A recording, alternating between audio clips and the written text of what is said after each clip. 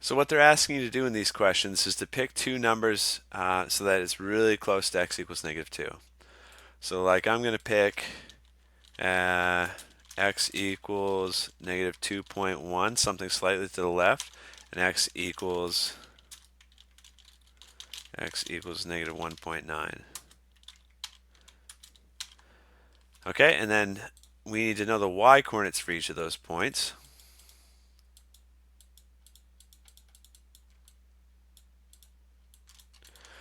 So to figure that out, plug in -2.1 in for x. So -2.1 squared, it's going to be positive, then times that -2 on the outside, so this is -8.82, and then I have to add that to 2 times -2.1. So I'm going to copy this to my clipboard. 2.1 negative times 2, add that result, so I'm going to get -13.02. So I plugged -2.1 into the function and I recorded my y value after. Do the same thing for -1.9. I'm plugging 1.9, I'm going to square it, then multiply it to -2, and then I'll copy that result.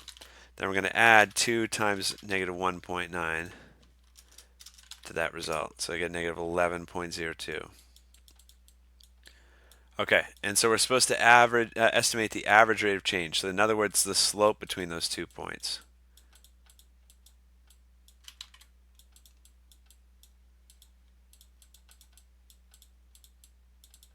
So I found the slope between those 2 points, y2 minus y1 over x2 minus x1.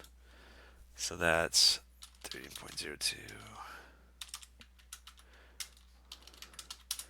That's 24.04. Oh wait, sorry, that's 13.02. I need to subtract. Okay, that's 2 on the top. On the bottom, you're going to get 0.2. So that's equal to 10. Those are 2 points that are pretty close to x equals -2. And what the software and what the textbook is asking you to do is to pick another set of points that's even closer to, so like do x equals -2.01 and x equals -1.99, and then see what the slope is again. So I'll do -2.01. We'll find the corresponding y value, and then we're going to do -1.99. So we're pretty close. If you plug in -2.01, so -2, so that's going to be -8.0802, and then I'm going to do 2 times -2.01, add that to my results. So I get -12.1 roughly. I got -12.01, I think. 10, sorry. So let's just do this. And if I plug in 1.99 and square it times -2, that's the first term. And then -1.99 times 2, add those together, so it's -11.9 for the next term.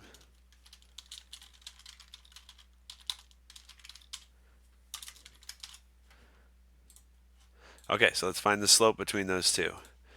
So -11.9 minus -12.1 over -1.99 minus -2.01. So the numerator is 0.2 and the denominator is 0.02. So we got the same thing, we got 10. So it looks like the instantaneous rate of change at x equals -2 is 10, because we got the same thing even when we pick 2 points that are even closer.